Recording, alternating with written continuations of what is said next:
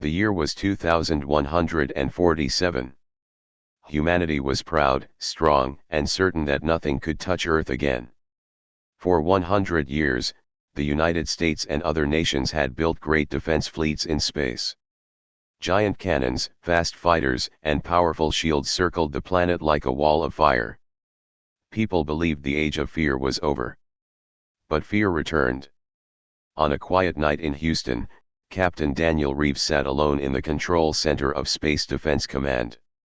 His screens showed the black ocean of space, endless and silent. Then, without warning, alarms began to scream. Red lights flashed across the room. Unknown contact. Multiple signatures, the system voice said. Daniel leaned forward. On the radar, small dots appeared.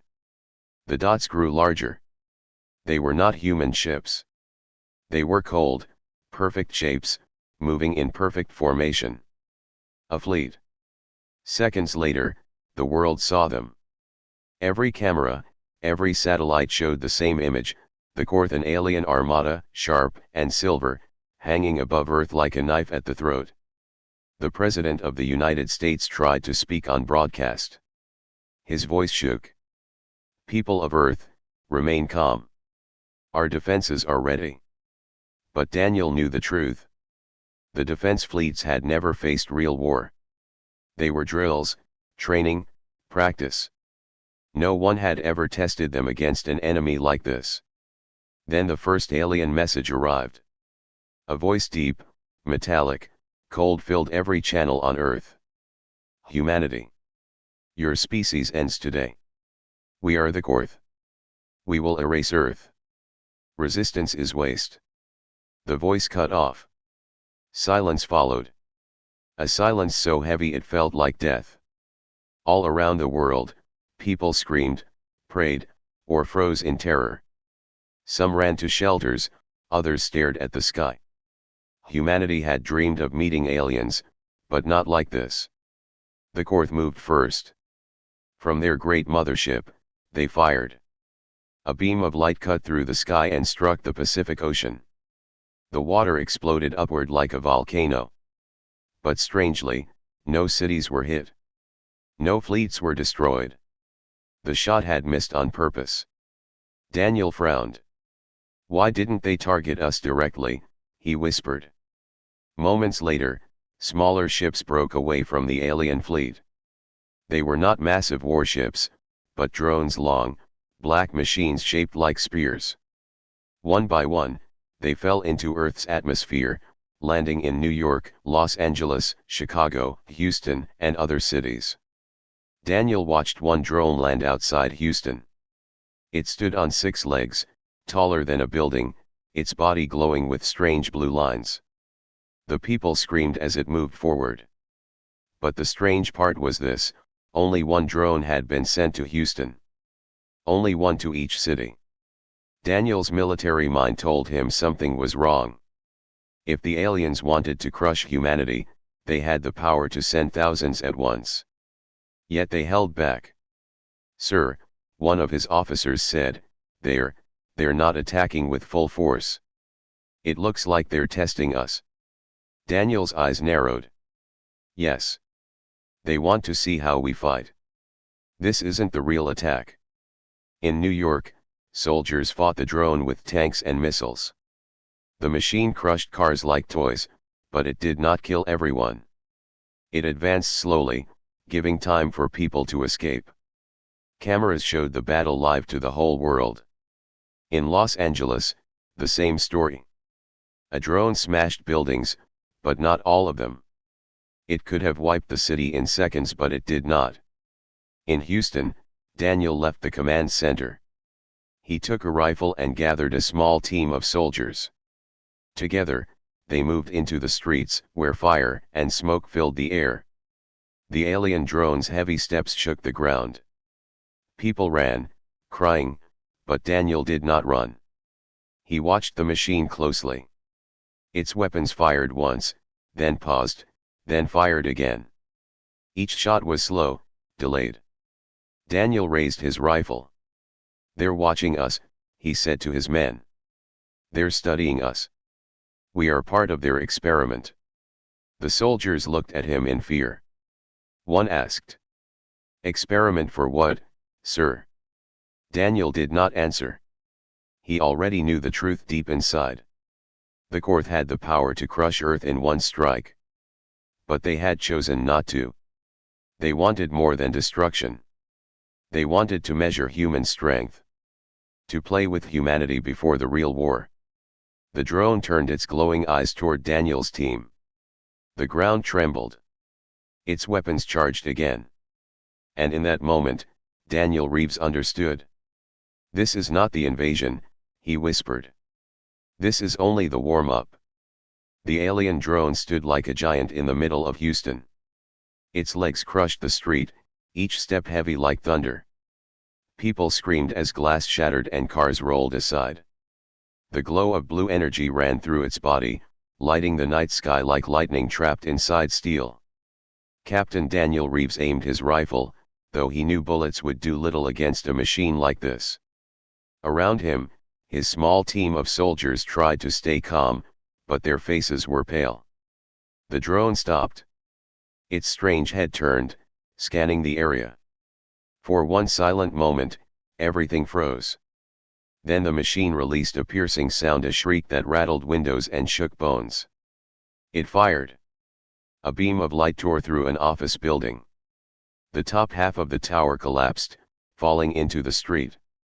Dust rolled like a storm cloud. Daniel covered his face. They're not trying to kill everyone, he muttered.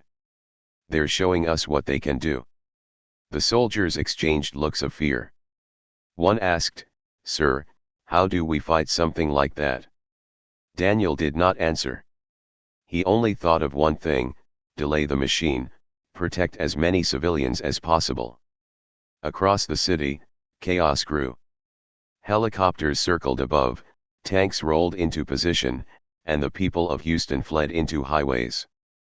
The drone moved slowly but with purpose, as if measuring human resistance step by step. News networks broadcast the attack live.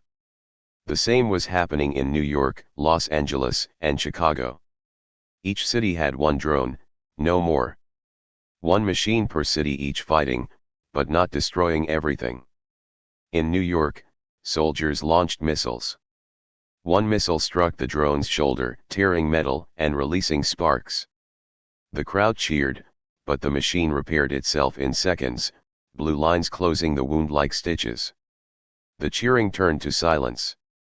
In Los Angeles, fighter jets attacked from the air. The drone swatted one jet out of the sky with a single energy blast. The pilot never had a chance. The world watched in horror. Governments held emergency meetings, but leaders had no answers. Surrender.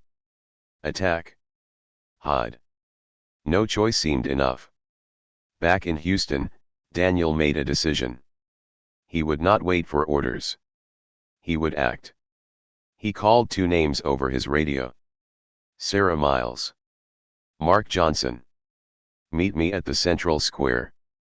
Sarah was a young engineer from MIT, brilliant with machines, brave despite her fear. She had been working with space defense to study alien signals. Mark was an ex-Marine, big, strong, and never afraid of a fight. They met Daniel near the smoking ruins of downtown. Civilians ran past them, but Daniel's eyes stayed on the drone. Sarah, Daniel said, can you read its power source? She pulled out a portable scanner, hands shaking. Blue lights flickered on the screen. It's running on some kind of core. Energy is flowing to the center, like a heart.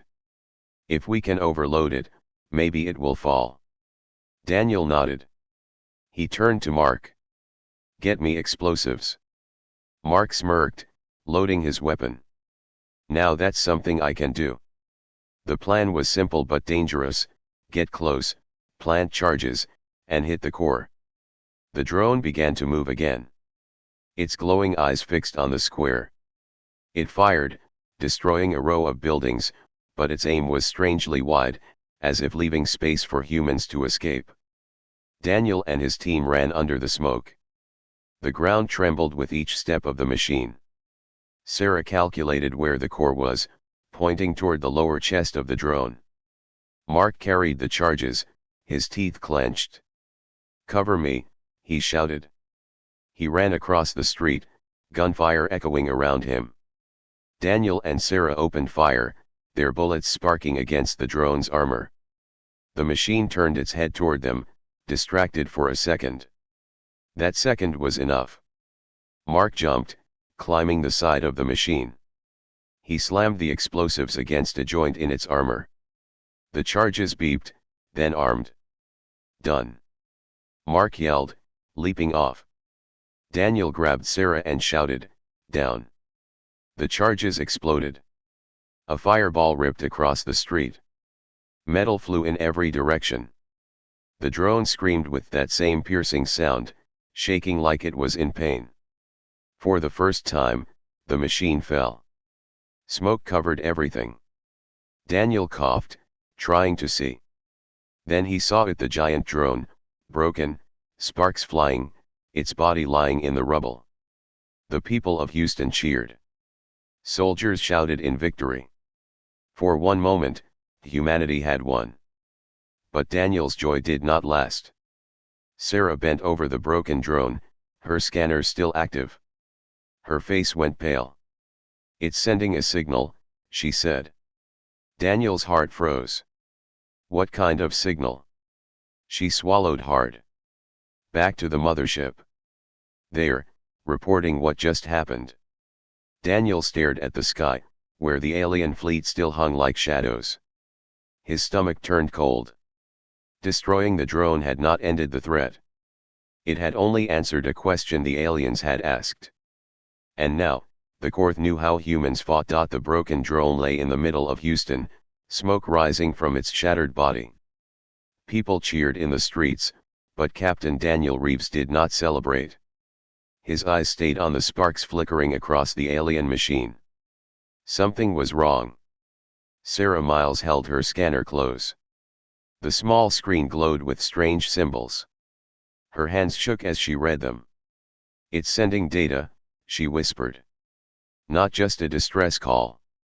It's a report." Like it was waiting for this. Daniel's chest grew heavy. "They wanted us to win," he said quietly. "This was never about destroying us. It was about watching us." At that moment, the scanner beeped. New symbols appeared, sharp and alien. Sarah's eyes widened. "It says, Phase 1 complete.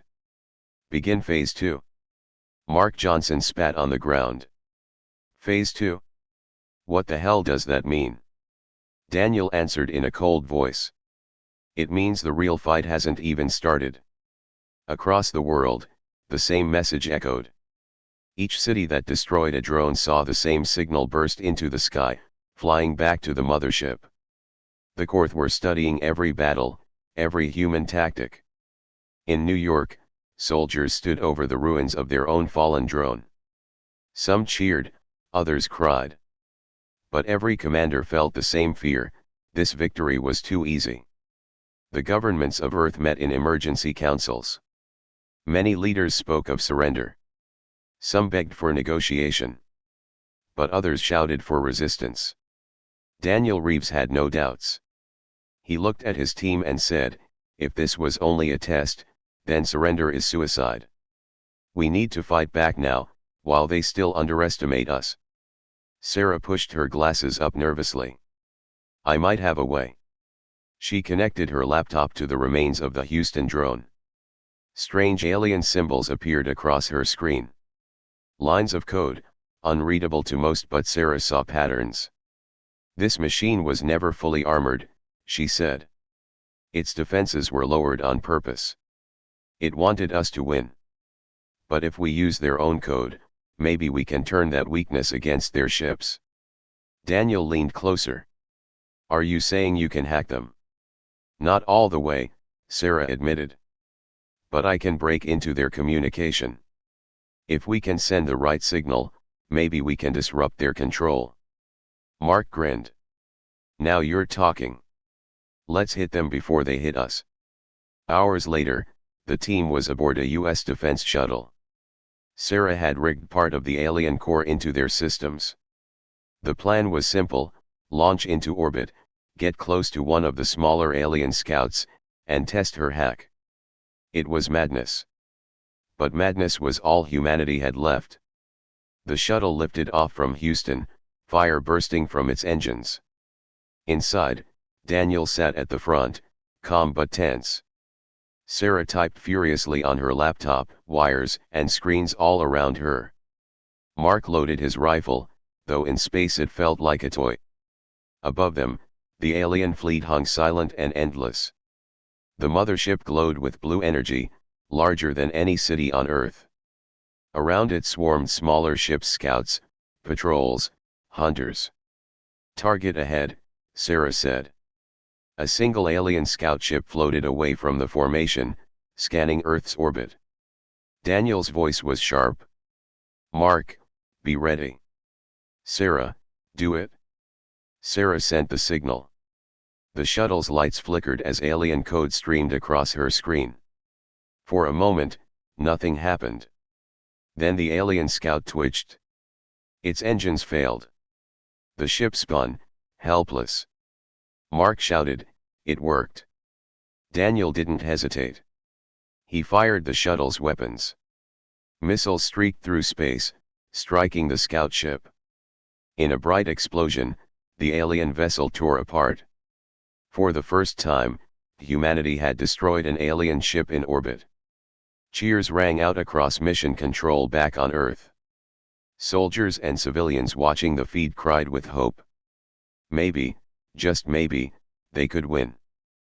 But hope never lasts long. The mothership moved. For weeks it had sat still, like a predator watching its prey.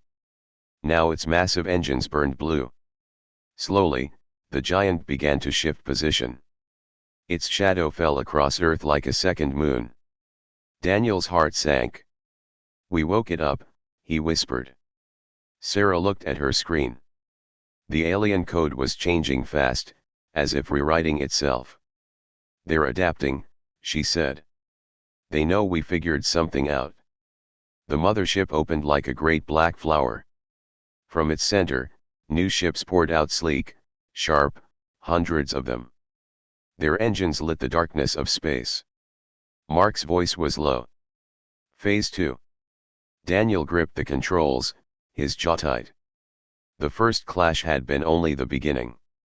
Humanity had fought back once, and for a moment, victory had felt real.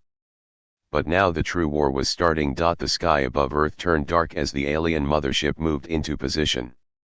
It was larger than any human city, its shadow stretching across oceans. From its vast body, hundreds of new drones and warships poured out, filling the heavens like a swarm of steel locusts. Panic spread on Earth. Cities prepared for impact. Sirens screamed. People filled shelters, churches, and basements. But there were not enough safe places. Humanity braced for fire. Captain Daniel Reeves sat inside the Houston Command Center, his face pale under the glow of red alarms. His team stood beside him, Sarah Miles, still working at her laptop, sweat dripping down her forehead, and Mark Johnson, loading every weapon he could find. Daniel spoke in a low voice. Phase 1 was their test. Now comes the real war. Sarah's hands shook as she typed. "I can still see their code, but it's changing too fast. They're rewriting everything."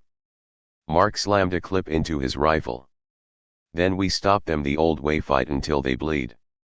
The first wave hit Chicago. Hundreds of drones rained from the sky, larger and deadlier than the ones before. They were not testing anymore.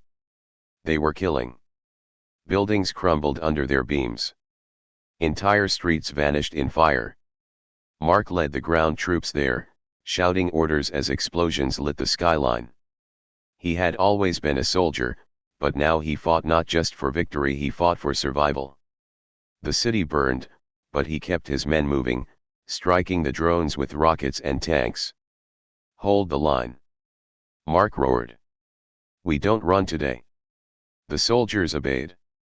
They fought like wolves cornered by monsters, refusing to fall quietly. In Houston, Daniel and Sarah worked to find another way to hurt the enemy. Sarah traced the alien energy lines across the mothership. Her voice was sharp with discovery. Daniel, look at this, these ships are feeding from Earth itself. They're pulling power from our energy grid. Every time they fire, they're draining our planet's systems. Daniel leaned closer. If we cut the power, we cut their weapons. She nodded. Exactly. But it means destroying the collectors they placed around the globe. They're using hidden stations to drink our power. Daniel's voice hardened. Then we take them out. One of those collectors floated high above Earth, disguised as part of the alien fleet. To destroy it, someone had to fly close and plant explosives. Emily Carter, a NASA test pilot, stepped forward. She had joined Daniel's unit days before, quiet but fearless. I'll do it, she said. Daniel looked at her, troubled. It's suicide. She gave a small smile. Better me than all of us. The room fell silent. Then Daniel placed a hand on her shoulder. If you go, make it count. Emily's shuttle launched into the black sky, streaking upward toward the collector. Inside the cramped cockpit, she whispered to herself. For Earth. Alien patrol ships fired at her. She twisted the shuttle, dodging beams of light that sliced the darkness. Her engines screamed, her hands gripped the controls tight, but she never slowed. Almost there, she whispered. At the last moment, she released the shuttle's wings. Explosives locked onto the collector. Warning alarms filled the cockpit. Emily's voice was steady. Detonating in 5, 4, 3. The explosion lit the heavens. The alien collector shattered in fire. For a brief moment, the mothership flickered, its energy flow cut. Back on Earth, Daniel and Sarah saw it. Cheers filled the command center. She did it? Sarah cried. But Emily's shuttle never returned. The explosion had taken her too. Daniel's throat tightened. He closed his eyes. Her sacrifice won us a chance. The battle raged across Earth. With the collector destroyed, the alien weapons slowed. Cities that should have been wiped out in seconds now lasted minutes. Humanity fought harder, pushing back with everything left: jets, tanks, rockets, even handguns. But the mothership was still alive. It moved closer, its massive body filling the sky above the Atlantic Ocean. Its weapons burned brighter than ever. For every drone destroyed, 10 more appeared. For every ship shot down, another descended. Daniel stood in the command center, sweat and dust covering his face. He looked at Sarah. We can't win like this. Not forever. Sarah's voice was quiet. We've hurt them, Daniel. But all we've done is make them angry. On the battlefield in Chicago, Mark looked up at the sky. Alien drones marched like an endless army, fire raining from their weapons. His soldiers were exhausted, bleeding, but still standing. He shouted one last time, his voice breaking through the roar of war. They think they can crush us? Then let's show them we don't break. And the soldiers of Earth roared with him. The mothership shuddered, not from damage, but from rage. Its massive cannons charged, glowing with energy enough to split the planet. Phase 2 had only begun. The true storm was still coming. The alien mothership hung over the Atlantic like a second sun, its glowing cannons building more energy than Earth had ever seen. The ocean below boiled as the heat spread across the waves. Inside the Houston command center, alarms screamed. Sarah Miles stared at the data on her screen, her hands trembling. They're charging a planet killer, she said. If they fire, the blast will tear half the Earth apart. Captain Daniel Reeves stood silent. His face was hard, his eyes locked on the glowing mothership above. Around him, soldiers waited for orders. Everyone knew the truth, No defense system could block that much power. Mark Johnson's voice broke the silence. So this is it? We fought, we bled, and now they finish us with one shot. Daniel turned to his team. His voice was calm but sharp. No. This isn't the end. Not if we strike first. Sarah looked at him, confused. Strike first? Daniel, that ship is too strong. We can't destroy it with our weapons. Daniel leaned closer, pointing at her laptop. But maybe we can with theirs. You said before the drones were sending data. That means every alien ship is connected to the mothership. If we overload the signal, maybe we can turn the entire fleet against itself. Sarah's eyes widened. It's possible. Risky. If I make one mistake, it could fry every system we have left. Daniel placed a hand on her shoulder. Do it. This is our only chance. Meanwhile, Mark gathered the remaining troops. Their uniforms were torn, their weapons low, but their spirit still burned. He raised his rifle and shouted, his voice echoing through the ruins. Listen up. They think we're weak. They think we'll bow down. But they're wrong. Today we fight not for victory but so the world knows humanity never surrenders. The soldiers roared back, their voices rising above the sound of alien engines. Sarah's fingers flew across the keyboard. Lines of alien code flashed by faster than her eyes could follow. She linked the Houston drone's core to the global defense network. Her laptop glowed hot, smoke rising from its circuits. Daniel watched the mothership through the window. Its cannon grew brighter, like a star about to be born. Sarah, he said.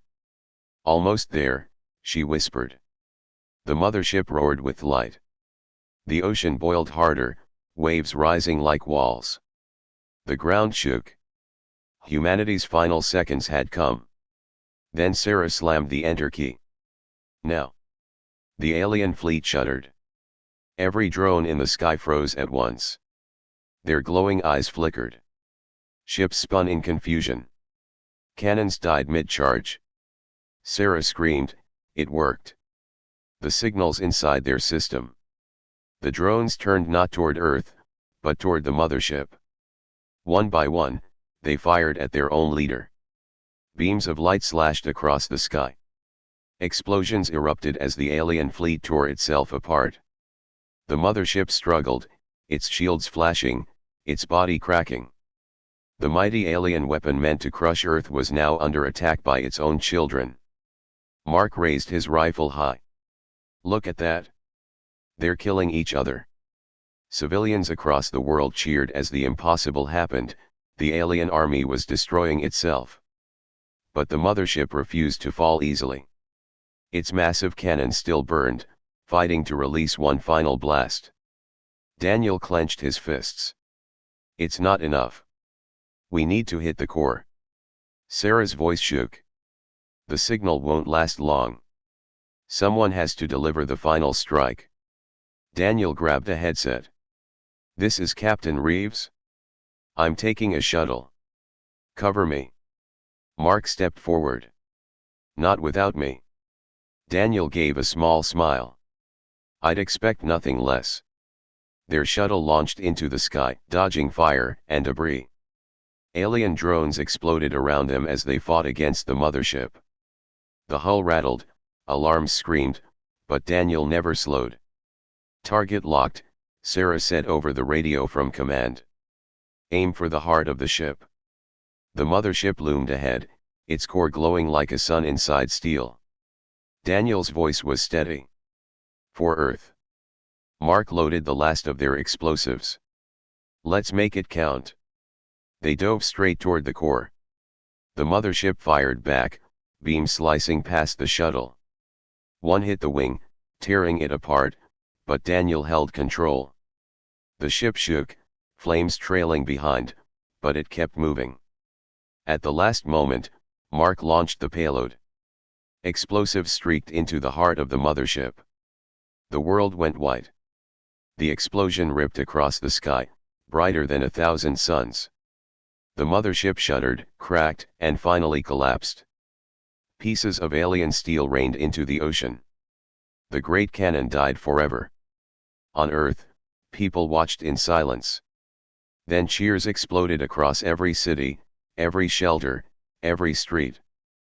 Humanity had survived. In Houston, Sarah collapsed to the floor, tears streaming down her face. "They did it," she whispered. "Daniel and Mark, they did it." The victory was real, but the cost was heavy. Heroes were gone. Cities were broken. The world was scarred. Yet humanity still stood. For the first time in history, Earth had beaten an alien empire. But as the dust cleared, Sarah's scanner beeped again. A new signal appeared, far beyond the solar system. It was bigger, stronger, colder. Her eyes widened in fear. Oh no! The Korth weren't the only ones. The screen showed another fleet larger than the mothership already moving toward Earth. The story was not over. The war was only beginning.